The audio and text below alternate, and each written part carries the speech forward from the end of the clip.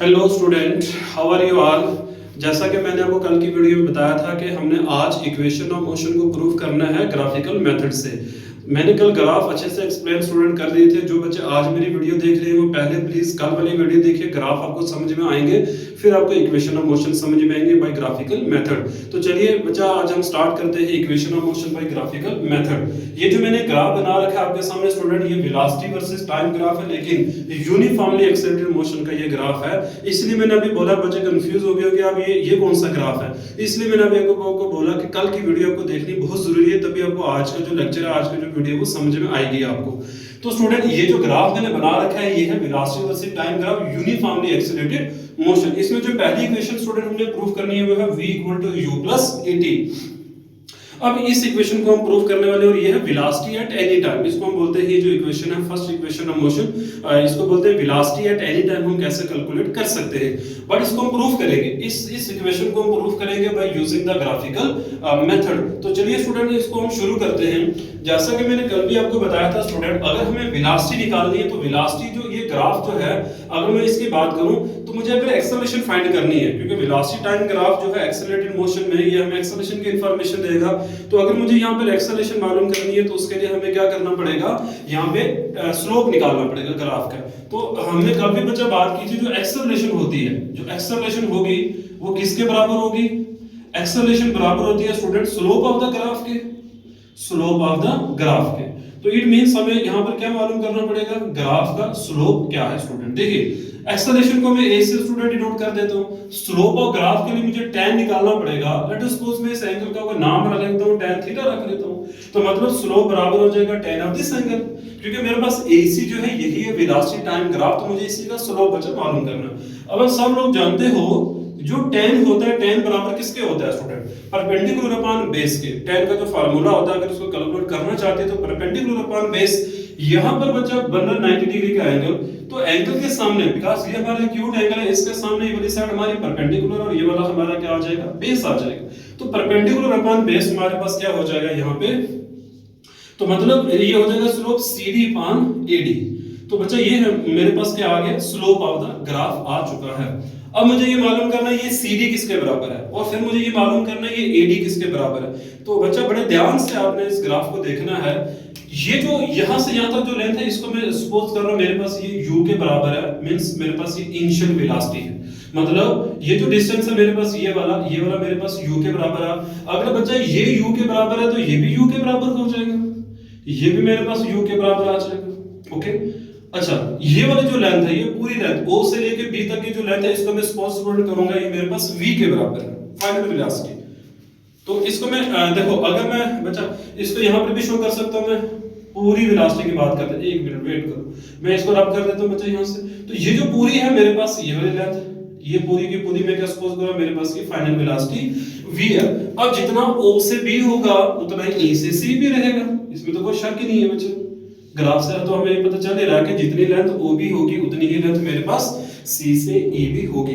But मैं interested हूं CD निकालने के लिए। तो CD का ये तरीका है, पूरी लेंथ में से CD का मतलब पूरी लेंथ में से इस DE पार्ट को हम छोड़ दें। मतलब C से E के पार्ट में से अगर मैं DE माइनस कर दूं तो मुझे बस ये वाला पार्ट स्टूडेंट बच जाएगा। पूरा मेरे पास क्या है, देखो CD मुझे फाइंड करना है और मुझे AD फाइंड करना है। यहां से इस इक्वेशन को मैं फर्स्ट इक्वेशन रख लेता हूं।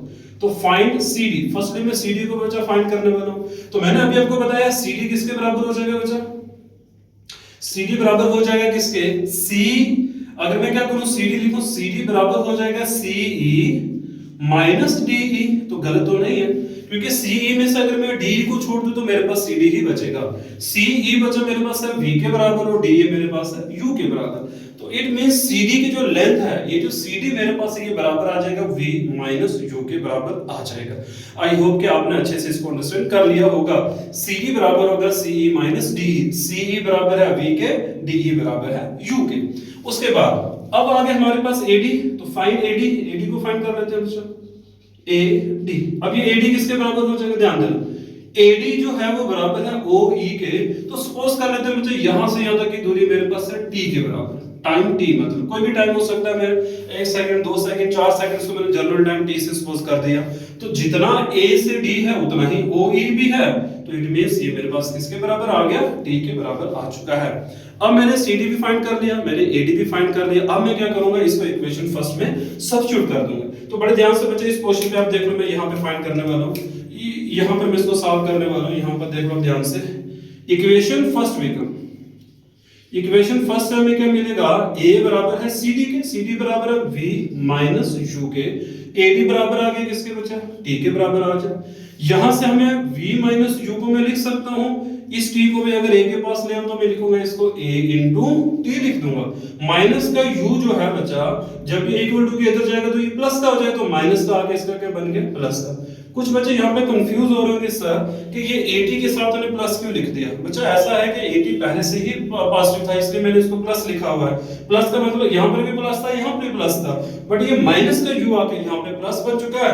तो ये आपकी जो फर्स्ट इक्वेशन थी, वेलोसिटी एट एनी टाइम वाली जो इक्वेशन थी, वो हमने प्रूफ कर डाली है बच्चा। ओके, तो इस इक्वेशन को आप जल्दी से नोट डाउन कर लो, फिर मैं नेक्स्ट इक्वेशन को प्रूफ करवाऊंगा। वेलोसिटी एट एनी टाइम इस इक्वेशन को कहा जाता है।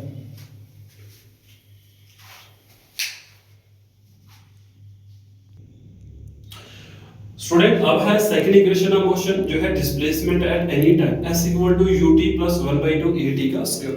अब हम इस इक्वेशन को ग्राफिकल मेथड से प्रूफ करेंगे। स्टूडेंट, तीनों इक्वेशन के लिए ग्राफ जो है वो सेम ही रहने वाला है, एक ही ग्राफ का हम यूज करेंगे, वेलोसिटी टाइम ग्राफ और यूनिफॉर्मली एक्सेलरेटिंग मोशन। अब स्टूडेंट फिर से वही बात आ गई, अब इस ग्राफ से ना एक हमें क्या करना है, एक्चुअल में डिस्प्लेसमेंट निकालनी है। और कल की वीडियो में मैंने बताया था आपको, जो एरिया अंडर द ग्राफ होता है वही डिस्प्लेसमेंट होती है। तो इस AC के अंडर का जो एरिया है हमें वो फाइंड करना है। जैसे ही वो फाइंड हो जाएगा हमें पता चल जाएगा डिस्प्लेसमेंट कितनी है। तो इस कंसेप्ट का यूज करके हम क्या करेंगे, इस इक्वेशन को प्रूव करने वाले हैं। तो अगर आप ध्यान दो, AC के नीचे का एरिया, ये पूरा एरिया आ रहा है। मैंने कल भी आपको बताया था स्टूडेंट कि यहाँ पर हमारे पास दो टाइप्स की फिगर बन रही है यहाँ पे, या तो ट्रेपेजियम यहाँ पे जनरेट हो रही है, या एक ट्रायंगल या एक रेक्टेंगल का आप यूज करके यहाँ पे एरिया फाइंड कर सकते हो। तो चलिए हम इजीएस्ट वे की तरफ चलते हैं। तो डिस्प्लेसमेंट जो है वो किसके बराबर हो जाएगी स्टूडेंट, हमें डिस्प्लेसमेंट निकालनी होगी, S हमें चाहिए। डिस्प्लेसमेंट बराबर हो जाएगी area under the VT graph, मतलब velocity time graph. Area under the velocity time graph हमें मालूम करना है। इस डिस्प्लेसमेंट को स्टूडेंट में S से डिनोट कर रहा हूं। Area under the VT graph को मैं लिखूंगा क्या, एरिया ऑफ ट्रायंगल, कौन से triangle, ACD plus area of rectangle. अब एरिया ऑफ रेक्टेंगल कौन सा रेक्टेंगल है, ये वाला रेक्टेंगल है OA, या इसको आप ऐसे लिख सकते हो OA, ऐसे ना लिखो, OE से भी चल सकते हो स्टूडेंट, ऐसे भी चल सकते हो, आपकी मर्जी, OADE। तो ये हमारे पास आ गया। अब आप सब जानते हैं कि एरिया का फार्मूला मुझे बताने की तो जरूरत नहीं है। तो जो रेक्टेंगल बचा होता है उसके एरिया का फार्मूला होता है half of base into height, base into height, ये ट्रायंगल के एरिया का फार्मूला, प्लस एरिया ऑफ जो रेक्टेंगल होता है उसका फार्मूला होता है length multiply by breath, length into breadth. चलिए अब हम डायग्राम के अंदर ढूंढते हैं कि सबसे पहले लेंथ क्या है, ब्रेथ क्या है, बेस क्या है, हाइट क्या है। तो स्टूडेंट ट्रायंगल की मैं अगर बात करूं तो ADC या ACD के अंदर जो मेरे पास बेस है, तो बेस को मैं लिखने वाला हूं AD, और हाइट मेरे पास आ जाएगी स्टूडेंट CD, प्लस लेंथ अगर मैं इसकी बात करूं तो लेंथ को मैं लिख सकता हूं AD लिखो या आप OE लिखो, एक ही बात है student, AD multiply by OA। तो ये मेरे पास वैल्यूज, अब मैंने यहाँ पर स्टूडेंट क्या करना है, जो गिवन वैल्यूज है वो मैंने सब्स्टिट्यूट कर दिया। अभी यहाँ पे देखिए ध्यान से, अब S बराबर किसके हो जाएगा, 1/2।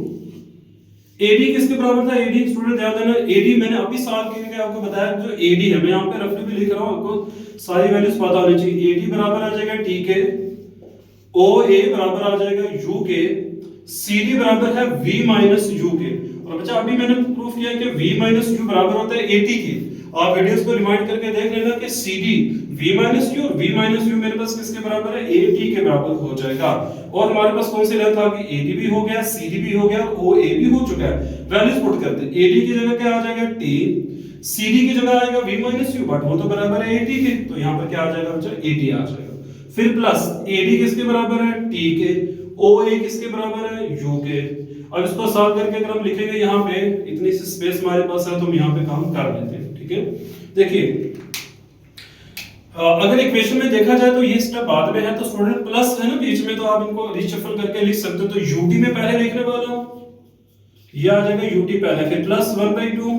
यहां पर ध्यान दो, जब ए टी को टी से मल्टीप्लाई करेंगे, ए तो ऐसे ही रहेगा, पर टी को टी से मल्टीप्लाई करेंगे तो क्या बन जाएगा, ए टी का स्क्वायर।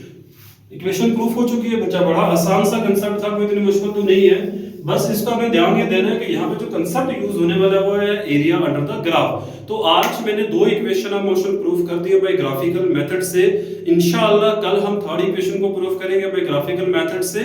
तब तक अपना ध्यान रखिए, और कोई भी क्वेश्चन है आपको, कोई भी कमेंट करना तो आप कर सकते हो कमेंट, और ये भी बता सकते हो कि वीडियो आपको कैसी लग रही है। Okay, thank you very much.